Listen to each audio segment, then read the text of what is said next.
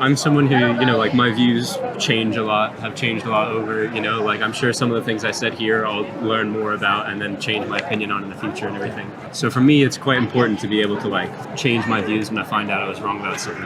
As a Muslim, I know you believe that like Allah, like the word of God is like Absolute. Yeah, absolute. That's the word. If there was ever like any like definitive proof against like something in Islam, how would Muslims react to that basically? I think every Muslim is different. Like some Muslims, their faith might be weak. They may not be familiar with other argumentations. They might be at the start of their journey. Some of them might leave the faith. Some of them might become fortified in their faith the more they learn about it. Some may have time to study. Some may not have time to study. Some live hand to mouth. And them knowing certain intuitive things is definitely enough for them. You speak to some elders, they will say that, look, what's the alternative to believing in a creator of everything? Well, it just happened by itself. I'm sorry, that's just not enough for me. And that's a grandmother or a grandfather speaking. You speak to a young person and you might be able to kind of give them like, oh, actually, if can God do everything? Oh, but can God create a rock so heavy that even he can't lift? No, God can't do everything. Oh, someone actually might go home and go, damn, flipping it. You know what I mean? Like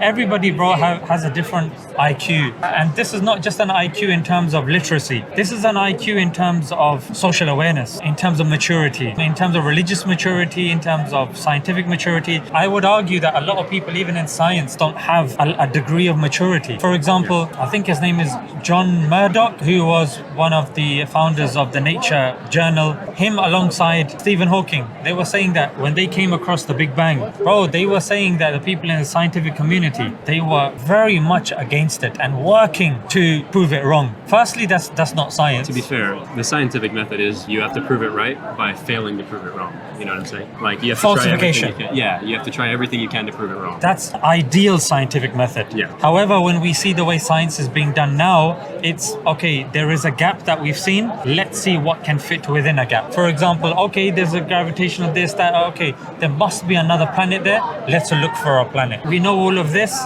but you know what? Most likely, let's search for, like in string theory, they formulated a theory, now they're looking to prove it correct. M theory, we formulated a thing, let's see if there are things that will prove it to be correct. Whilst back in the days it would be someone's purported said theory, everybody, let's prove it to be wrong. A Chinese professor, when he came to America, he said, in China, we're not allowed to question the emperor, but we can question evolution. In America, you can question the president, but you can't question evolution.